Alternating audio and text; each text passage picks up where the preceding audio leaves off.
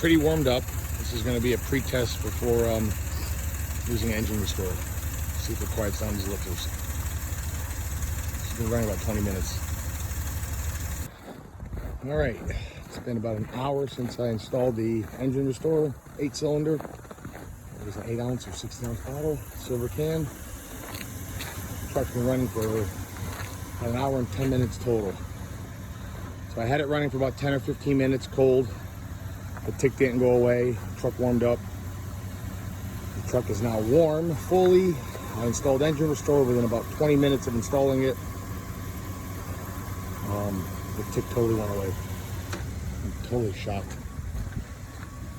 I'm not a believer in mechanic in a can stuff, but that stuff does work. This truck has almost 200,000 miles on it, a 4.7. It's got a somewhat leaky head gasket, and it's not ticking anymore. It's just amazing. I've tried Lucas, I've tried STP, none of them worked.